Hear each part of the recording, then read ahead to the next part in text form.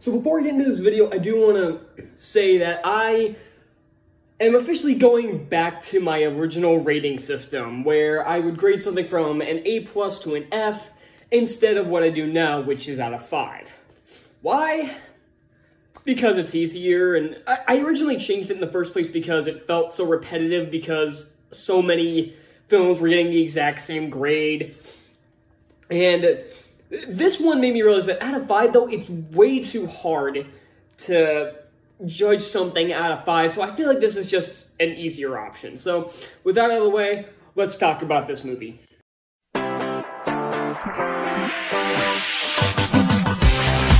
The Netflix film that cost $200 million doesn't show. Red Notice, starring Dwayne Johnson, Ryan Reynolds, and Gal Gadot. And something you'll notice right off the bat is, like I said, $200 million. They pumped a lot of money into this one. They must have been pretty excited about it. And, as you'll notice from the actors involved, there's some damn good cast, and there's some good talent in this movie. And Gal Gadot, but we'll get to them later. So, the basic premise of this is a FBI agent, played by Johnson, is chasing Nolan Booth, played by Ryan Reynolds, and he is set up to look like he stole one of these 3 mystical, I don't know how else to put it, eggs that belonged to Cleopatra by the Bishop, played by Gadot. And he and Booth must team up to stop her. And Johnson must does this to clear his name, and Booth does it so he can become the #1 art thief in the world again. And if you look at the basic story, it seems like an okay premise. Like, a cop who's been framed for a crime he didn't commit, working with one of the most wanted criminals in the world to stop the most wanted criminal in the world to clear his name. That sounds like a pretty good premise. But in practice, this film is awful.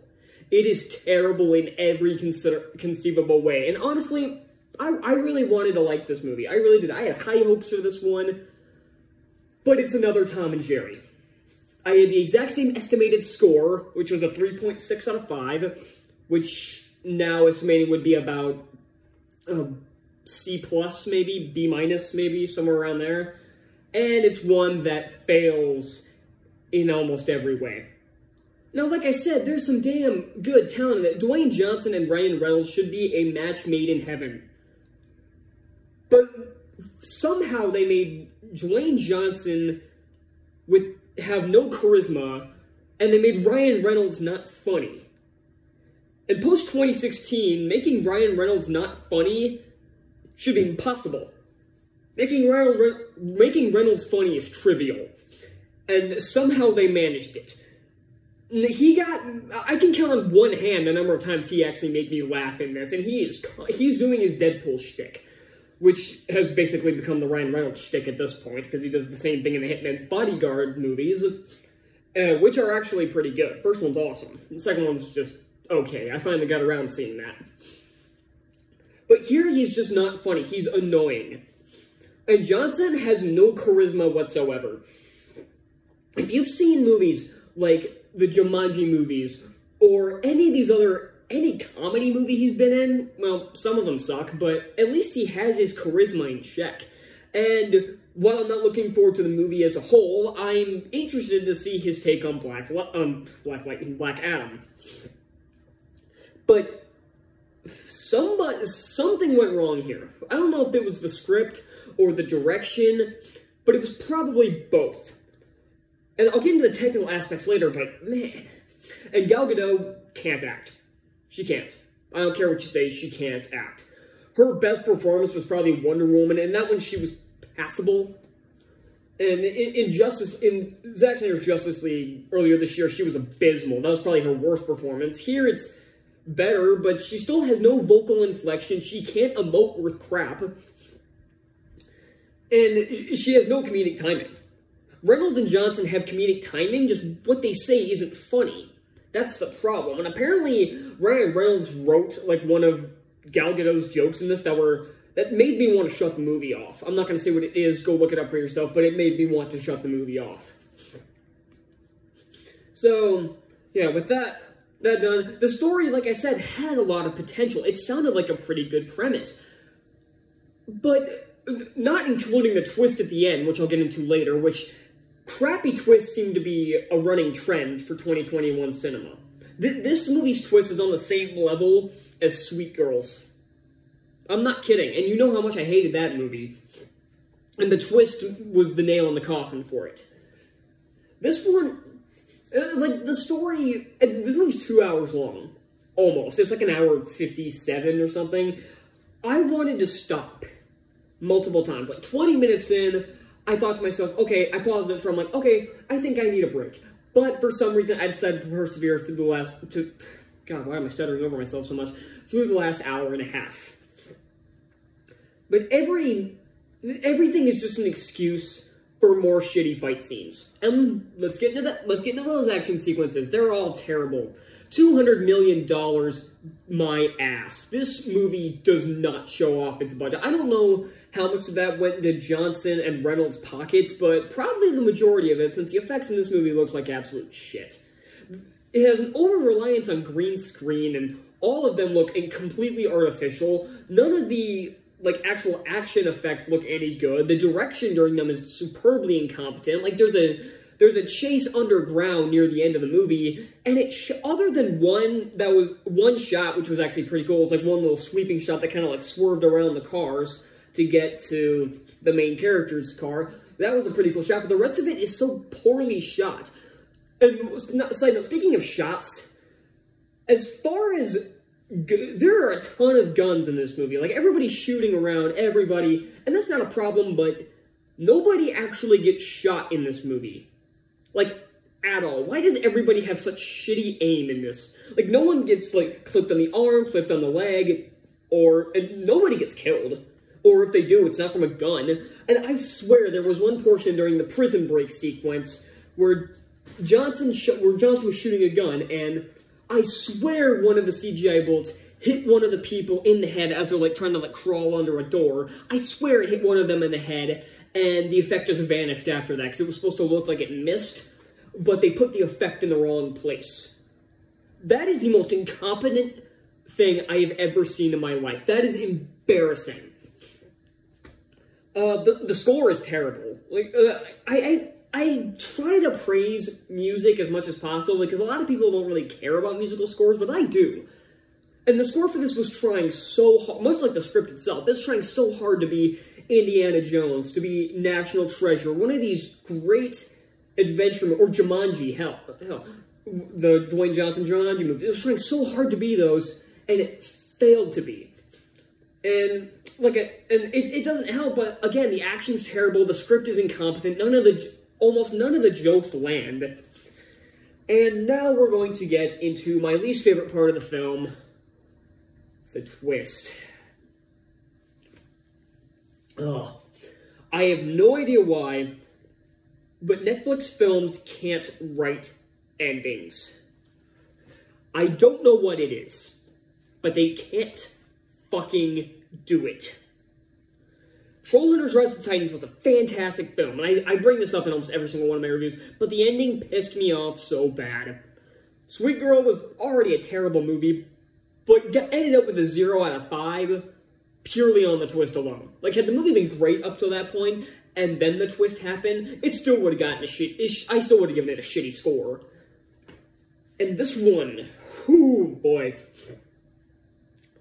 Like I said, I've said this twice already, but the idea of a cop who's framed for a murder, or not a murder, fuck, who's framed for a crime that he didn't commit, and he has to work with another criminal to help clear his name and capture probably the biggest criminal in the world, I think, is an interesting idea.